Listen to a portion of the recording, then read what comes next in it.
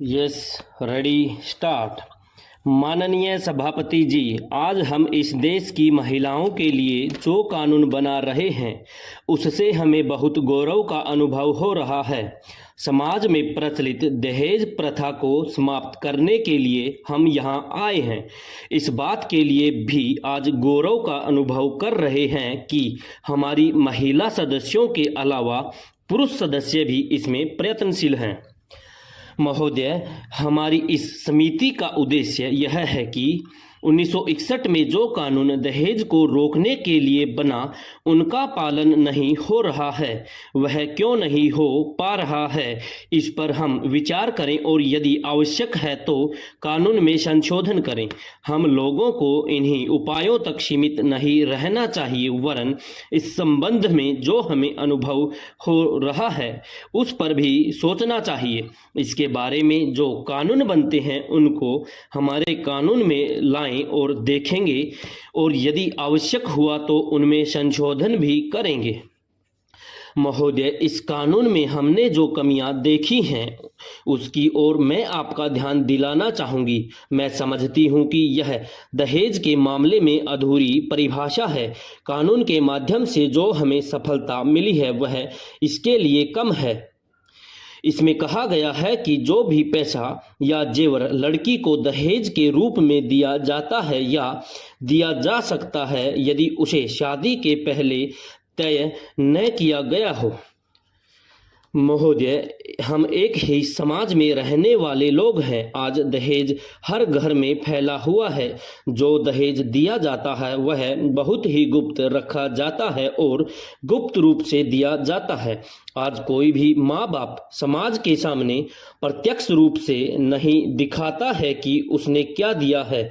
इतना हमने जरूर किया है कि जब से कानून बना है दहेज छिपे रूप में दिया और लिया जाता है। इस बारे में यदि कोई शिकायत भी करता है तो उसको गवाह नहीं मिलते जो इस बात को सिद्ध कर सके कि दहेज दिया या लिया गया है।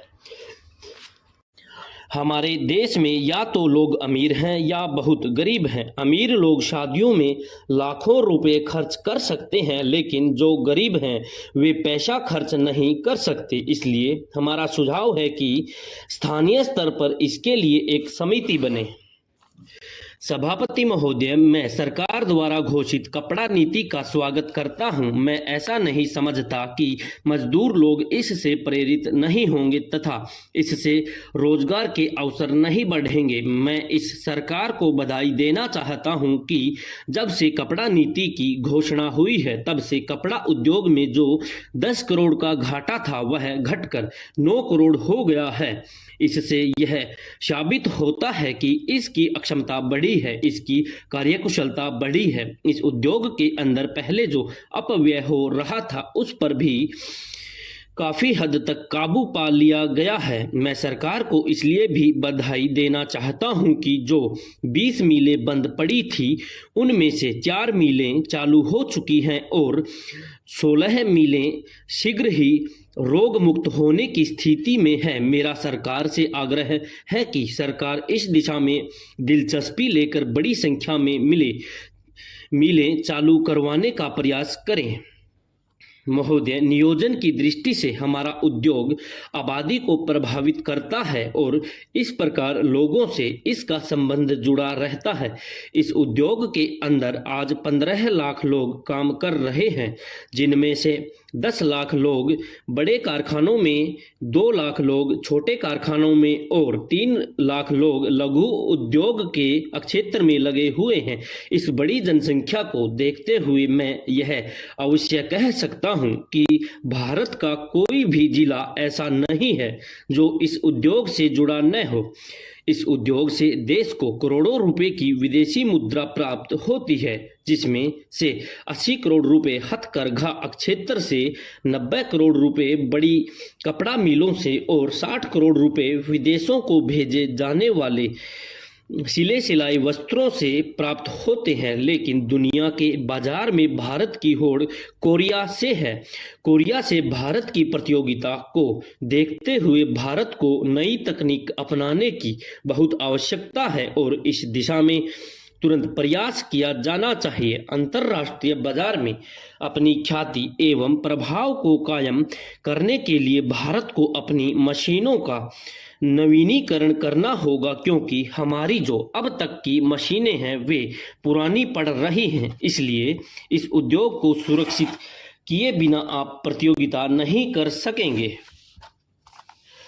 माननीय महोदय, इस सदन के 10 सदस्यों ने जिस महत्वपूर्ण प्रश्न को, जिस करुणाजनक प्रश्न को इस सदन में उठाया, उसके बारे में मैं निवेदन करना चाहता हूं कि यह 10-12 सदस्यों की चिंता का विषय नहीं है। मेरे ख्याल से यह पूरे राष्ट्र की चिंता का विषय है। इसलिए इस प्रश्न को राष्ट्रीय दृष्टि से सोचना चाहिए और इस दृष्टि को सामने रखते हुए इसके समाधान का जरिया सोचना चाहिए। मैंने इस प्रश्न को इसलिए राष्ट्रीय प्रश्न कहने की हिम्मत की है कि जिन लोगों को बचाने की, जिन लोगों की तकलीफ़ों को की यहाँ चर्चा की गई है, उनमें से ज़्यादातर वे लोग हैं जिन्होंने हमारे राष्ट्र की सुरक्षा, हमारे राष्ट्र की इज्जत और हमारे राष्ट्र के गौरव को बचाने में अपनी जान की बाजी लगाकर हमारी सेनाओं की सहायता की है।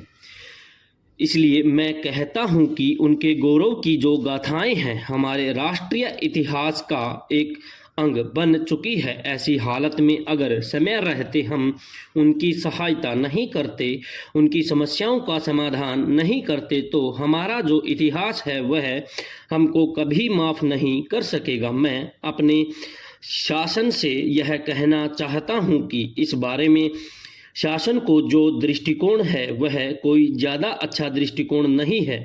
मैं कहना चाहता हूं कि ये लोग ऐसे हैं जिन्होंने राष्ट्र की प्रतिष्ठा के लिए इस देश की सहायता की है।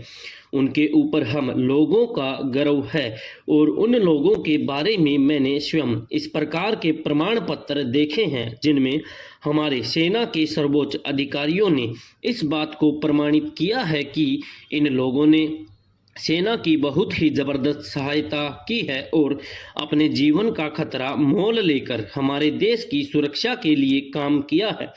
ऐसे लोगों को अधिक से अधिक सहायता दी जानी चाहिए। इस समय कैंपों के अंदर उनकी जो दयनीय स्थिति है उनको तत्काल ठीक किया जाना चाहिए। मैंने सुना है कि शासन ने जो निर्धारित किया है उसके अनुसार भी उन्हें वस्तुएं नहीं दी जाती है और यह कहा जाता है कि ये वस्तुएं नहीं मिल रही हैं, इसलिए आप पैसे ले लीजिए। कितने आश्चर्य की बात है कि अगर बाजार में चीज़ें नहीं मिल रही है तो वे कहाँ से खरीदें।